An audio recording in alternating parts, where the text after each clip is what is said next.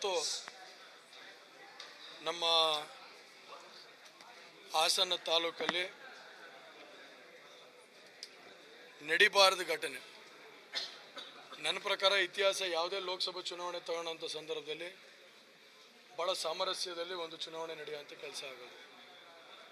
ಆದರೆ ಇತ್ತೀಚಿನ ಬೆಳವಣಿಗೆಯಲ್ಲಿ ಕೆಲವು ಕಿಡಿಗೇಡಿಗಳು ಚುನಾವಣೆನ ಹಾಳು ಮಾಡಬೇಕು, ದಾರಿ ತಪ್ಪಿಸ್ಬೇಕು ಅನ್ನೋ ಒಂದು ದಿಟ್ಟಲ್ಲಿ ಇವತ್ತು ನಮ್ಮ ಏನು ಸ್ವಯಂ ಸೇವಕರಾದಂಥ RSSನ ಸ್ವಯಂ ಸೇವಕರಾದಂಥ ಐಡೆಂಟ್ ವಿಜಯಣ್ಣವ್ರ ಮೇಲೆ ನಮ್ಮ BJP ಪಕ್ಷದ ಕಟ್ಟಾಳಿನ ಒಬ್ಬ ಪಕ್ಷದ ನಿಷ್ಠಾವಂತಿಕೆ ಜವಾಬ್ದಾರಿಯಲ್ಲಿರುವಂಥ ಒಬ್ಬ ಕಾರ್ಯಕರ್ತನ ಮೇಲೆ ಇವತ್ತು ಕೆಲವು ಕಿಡಿಗೇಡಿಗಳು ಒಂದು ಬೆಳಗ್ಗೆ ಸುಮಾರು ಒಂದು 50ರಿಂದ 60 ಜನ ಸುಮಾರು 12 ಗಂಟೆ ಸಂದರ್ಭದಲ್ಲಿ ಇವತ್ತು ಅವರ ಅಂಗಡಿ ಒಳಗಡೆ ಕೂಳ್ತಿದ್ದಂಥ ಸಂದರ್ಭದಲ್ಲಿ ಅವರ ಇವತ್ತವರೆಗೂ ಯಾರ ತಂಟೆಗೂ ಹೋಗಿರಲಿಲ್ಲ. ಪಾಪ ಭಾಳ ಸಜ್ಜನತೆಯಲ್ಲಿ ಭಾಳ ಎಲ್ಲರನ್ನೂ ವಿಶ್ವಾಸದಲ್ಲಿ ಇಟ್ಕೊಂಡಿದ್ದಂಥ ವ್ಯಕ್ತಿತ್ವ ಅವ್ರದ್ದು. ಅಂಥ ವ್ಯಕ್ತಿಗೆ ಹೋಗಿ ಅಂಗಡಿ ಒಳಗಡೆ ನುಗ್ಗಿ ಗ್ಲಾಸ್ ಪೀಸ್ನೆಲ್ಲ ಚೂರು ಚೂರು ಮಾಡಿ ಪುಡಿ ಪುಡಿ ಮಾಡಿ ಇವತ್ತು ನರೇಂದ್ರ ಮೋದಿ ಅವರ ಫೋಟೋನು ಕೂಡ ಬೀಳಿಸಿ, ಭಾರತ ಮಾತದ ಫೋಟೋನು ಕೂಡ ಬೀಳಿಸಿ ಗ್ಲಾಸ್ ಎಲ್ಲ ಒಡೆದಾಕಿ ಇವತ್ತು ಅವ್ರ ಮೇಲೂ ಕೂಡ ವಿವಿಧ ಐಟಮ್ಗಳನ್ನ ಹಿಡ್ಕೊಂಡು ಹಲ್ಲೆ ಮಾಡೋ ಅಂಥ ಕೆಲಸನ ಇವತ್ತು ಮಾಡಿದ್ದಾರೆ. ಈಗಾಗಲೇ ನೀವು ನೋಡ್ತಾ ಇದ್ರಿ, ಅವ್ರಿಗೆ ಬರೀ ಬೆನ್ನು ಮಾತ್ರ ಅಲ್ಲ, ಕೈನೂ ಕೂಡ ಭುಜ ಹಾಗೂ ಕೈಯಲ್ಲಿ ಏರ್ಲೈನ್ ಫ್ರ್ಯಾಕ್ಚರ್ ಕೂಡ ಆಗಿದೆ ಅಂತ ಡಾಕ್ಟರ್ ಹೇಳ್ತಾ ಇದ್ರು. ಅದ್ರ ಜೊತೆಗೆ ಮುಖ್ಯವಾಗಿ ಇವತ್ತು ತಲೆಗೆ ಬಲವಾಗಿ ಯಾವುದೋ ಐಟಮಲ್ಲಿ ಹೊಡೆದಿರೋದ್ರಿಂದ ತಲೆ ಕೂಡ ಅವ್ರಿಗೆ ಓಪನ್ ಆಗಿ ಇವಾಗ ಸುಮಾರು ಸ್ಟಿಚ್ಗಳನ್ನ ಹಾಕೋಂಥ ಕೆಲಸನ ಮಾಡಿ ಇವತ್ತು ಭಾಳ ಗಂಭೀರವಾದಂಥ ಏನು ಪ್ರಯತ್ನನ ಪಟ್ಟಿದ್ದಾರೆ.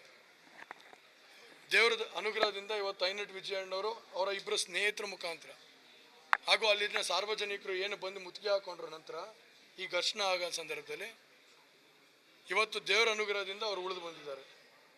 ನಾವೆಲ್ಲರೂ ಕೂಡ ಇವತ್ತು ಧೈರ್ಯ ತುಂಬ ಅಂತ ಕೆಲಸಕ್ಕೆ ಬಂದಿದ್ದೀವಿ. ಕೇವಲ ಬರೀ ಐನಟ್ ವಿಜಯಣ್ಣಂದಲ್ಲ, ಅವ್ರ ಜೊತೆಗಿದ್ದಂಥ ಇಬ್ಬರು ಏನೋ ಕೆಲಸ ಮಾಡ್ತಿದ್ರು ಅವ್ರ ಮೇಲೂ ಕೂಡ ಭಾಳಷ್ಟು ಹೊಡೆದು ಅವ್ರಿಗೂ ಕೂಡ ಭಾಳ ಪೆಟ್ಟು ಬೀಳೋ ರೀತಿಯಲ್ಲಿ ಹೊಡೆದು ಇವತ್ತು ಭಾಳಷ್ಟು ತೊಂದರೆ ಕೊಡೋಂಥ ಕೆಲಸ ಏನು ಮಾಡಿದ್ದಾರೆ.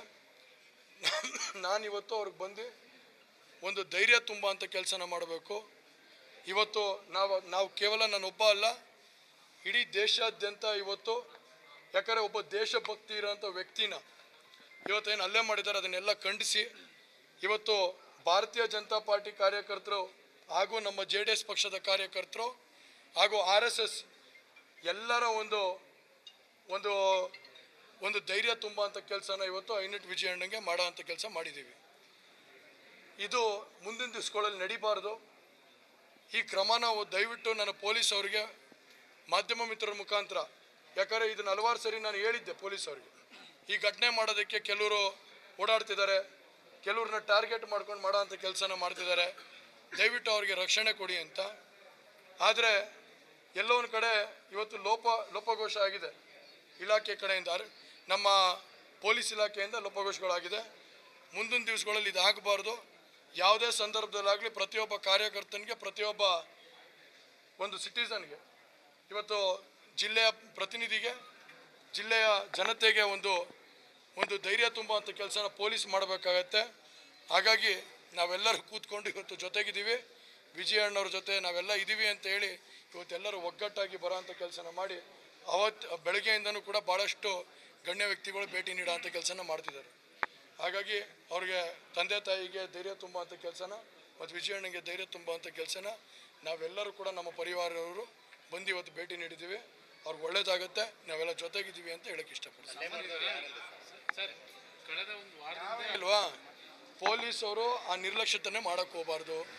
ಇವತ್ತು ಯಾರು ಥ್ರೆಟ್ ಇದ್ದಾರೆ ಅಂತ ಗೊತ್ತಾದಂಥ ಸಂದರ್ಭದಲ್ಲಿ ಹೋದ ಚುನಾವಣೆಯಲ್ಲಿ ನಮ್ಮ JDS ಪಕ್ಷದ ಕಾರ್ಪೊರೇಟರ್ ಒಬ್ಬರು ಪ್ರಶಾಂತ್ ಅಂತ, ಅವರು ಕೂಡ ಥ್ರೆಟ್ ಇದೆ ಅಂತ ಗೊತ್ತಿದ್ರು ಕೂಡ ಪೊಲೀಸ್ ರಕ್ಷಣೆ ಸಿಗಲಿಲ್ಲ. ಆ ಸಂದರ್ಭದಲ್ಲಿ ಒಂದು ಆಗಬಾರ್ದಂಥ ಕೊಲೆ ಘಟನೆ ಆಗೋಯ್ತು. ಇವತ್ತು ಕೂಡ ಐನಟ್ ವಿಜಯ್ ಅವ್ರನ್ನ ಕೇವಲ ಹೊಡಿಬೇಕು ಅಂತ ಬಂದಿಲ್ಲ ಇವರು. ಆ ದೃಶ್ಯಗಳು ನೋಡಿದಂಥ ಸಂದರ್ಭದಲ್ಲಿ ಎಲ್ಲೋ ಒಂದು ಕಡೆ ಇವ್ರಿಗೆ ಕೊಲೆನೇ ಮಾಡಬೇಕು ಅನ್ನೋ ದೃಶ್ಯ ಒಂದು ಸಂದೇಶನ ಅಂತ ಒಂದು ಸಂದೇಶ ಕಾಣ್ತಾ ಇದೆ ಇವತ್ತು.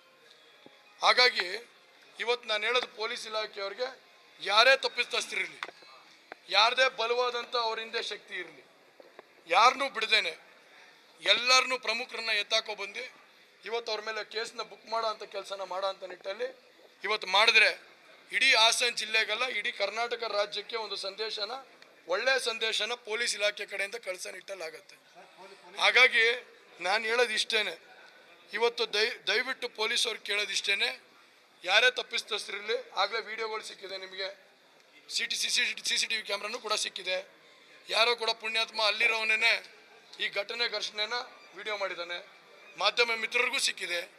ನಾನು ಕೇಳ್ಕೊಳ್ಳೋದು ಇಷ್ಟೇನೆ, ಪೊಲೀಸ್ ಒಂದೇ ಕಡೆಯಿಂದ ಅಲ್ಲ, ಮಾಧ್ಯಮ ಮಿತ್ರರ ಕಡೆಯಿಂದನೂ ನಮಗೆ ನ್ಯಾಯ ದೊರಕಿಸೋಂಥ ಕೆಲಸನ ನೀವೆಲ್ಲರೂ ಮಾಡಬೇಕು.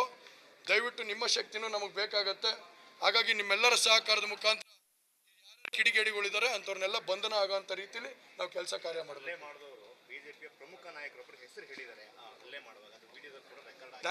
ನನಗೆ ಗೊತ್ತಿಲ್ಲ, ನನಗೆ ಅದು ಯಾರು ಮಾಡಿದ್ದಾರೆ ಅನ್ನೋದು ಗೊತ್ತಿಲ್ಲ.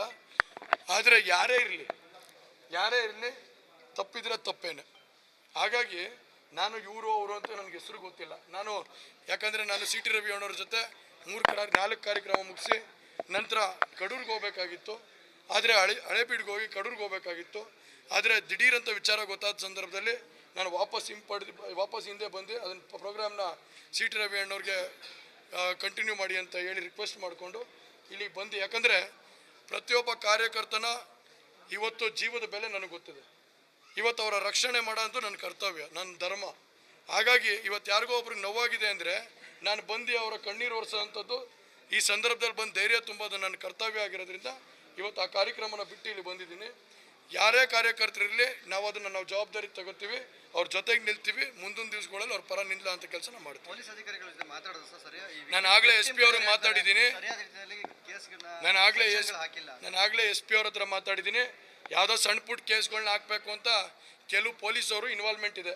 ನಾನು ನೇರವಾಗಿ ಹೇಳ್ತೀನಿ ನನ್ನ ಮಾಧ್ಯಮದವ್ರಿಗೆ, ಈ ಥರ ಏನಾರು ಈ ಸಂದರ್ಭದಲ್ಲಿ ಹಲವಾರು ಕೇಸ್ಗಳಿದ್ದಾವೆ. ಆ ಸ್ಟೇಷನ್ನು ಹೇಳಬಲ್ಲೆ, ನಾನು ಇವತ್ತು ಸರ್ಕಲ್ ಇನ್ಸ್ಪೆಕ್ಟರ್ ಹೆಸರು ಹೇಳ್ತೀನಿ. ಸ್ವಾಮಿನಾಥನ್ ಅವರು ಏನಾದ್ರು ಇದರಲ್ಲಿ ಬುದ್ಧಿ ಕಲೀಲಿಲ್ಲ ಅಂದರೆ, ಈ ಸಂದರ್ಭದಲ್ಲಿ ಏನಾದ್ರು ನ್ಯಾಯ ದೊರಕಿಸ್ಲಿಲ್ಲ ಅಂದರೆ, ನಾಳೆ ಉಗ್ರವಾದಂಥ ಹೋರಾಟ, ಉಗ್ರವಾದಂಥ ಪ್ರತಿಭಟನೆನ ಆ ಸ್ಟೇಷನ್ ಮುಂದೆ ಇಟ್ಕೋಬೇಕಾಗತ್ತೆ. ನಾನು ನೇರವಾಗಿ ಹೇಳ್ತಾ ಇದ್ದೀನಿ, ಇದು ಅಟೆಂಪ್ಟ್ ಟು ಮರ್ಡರ್ ಕೇಸ್. ಇದು ದಯವಿಟ್ಟು ನ್ಯಾಯ ಕೊಡಿಸೋದಾದರೆ ಅಟೆಂಪ್ಟ್ ಟು ಮರ್ಡರ್ ಕೇಸ್ನ ಬುಕ್ ಮಾಡೋ ಅಂಥ ಕೆಲಸ ಮಾಡಬೇಕು. ಏನು ಐಟಮ್ಗಳನ್ನ ತಗೊಬಂದು ಸಾಮಾನುಗಳಲ್ಲಿ ಹೊಡೆಯೋಂಥ ಕೆಲಸಗಳನ್ನ ಮಾಡಿದ್ದಾರೆ. ಇದಕ್ಕೆಲ್ಲ ನ್ಯಾಯ ಸಿಗಬೇಕು ಅಂದರೆ ಇವತ್ತು ತಲೆಗೆ ಬಲವಾದಂಥ ಏಟು ಬಿದ್ದಿದೆ. ಅಪ್ಪಿತಪ್ಪಿ ಇನ್ನೊಂದು 2 ಏಟು ಹೊಡೆದಿದ್ದರೆ ಪಾಪ ಏನಾಗ್ತಿತ್ತೋ ನನಗೆ ಗೊತ್ತಿಲ್ಲ.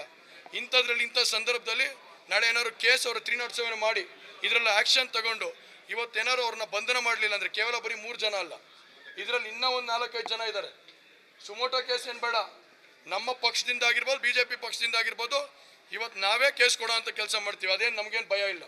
ಯಾರೇ ಒಂದು ಕೇಸ್ ಕೊಟ್ಟಂಥ ಸಂದರ್ಭದಲ್ಲಿ ನ್ಯಾಯ ದೊರಕಿಸೋ ಅಂಥ ಕೆಲಸನ ಪೊಲೀಸ್ ಇಲಾಖೆಯವರು ನ್ಯಾಯ ಕೊಡಬೇಕು. ಆ ನ್ಯಾಯ ಕೊಡೋಂಥ ಕೆಲಸನ ಮಾಡಬೇಕು ಅಂತ ನನ್ನ ಮಾಧ್ಯಮ ಮಿತ್ರರ ಮುಖಾಂತರ ಕೇಳ್ತೀನಿ. ನನಗೆ ಆ ವಿಡಿಯೋ ನೋಡಿಲ್ಲ ಸರ್, ನಾನು ಅದೇನು ಚರ್ಚೆ ನೋಡಿಲ್ಲ. ನಾನು ವಿಜಯಣ್ಣ ಹತ್ರ ಮಾತಾಡ್ಬೇಕಾದ್ರೆ ನೀವೇ ಇದ್ರಿ. ನಾನು ಮಾತಾಡಬೇಕಾದ್ರೆ ಅವ್ರ ಕುಟುಂಬಕ್ಕೆ ಅವ್ರಿಗೆ ಧೈರ್ಯ ತುಂಬ ಅಂತ ಕೆಲಸನ ಮಾಡಿದ್ದೀನಿ. ನನಗೆಲ್ಲೂ ಕೂಡ ಪ್ರಸ್ತಾವನೆ ಮಾಡಿಲ್ಲ. ಅವೆಲ್ಲ ನನಗೆ ಗೊತ್ತಿಲ್ಲ, ವಿಚಾರ ಏನಿದೆ, ಏನು ನಡೆದಿದೆ ಅಂತ ಗೊತ್ತಿಲ್ಲ. ಆದರೆ ಯಾರೇ ತಪ್ಪಿಸ್ತಿರಲಿ, ಯಾರೇ ತಪ್ಪು ಮಾಡಿರಲಿ, ಅದಕ್ಕೆ ಉಪ್ಪು ತಿಂದ ಮೇಲೆ ನೀರು ಕುಡಿಲೇಬೇಕು. Thank you sir.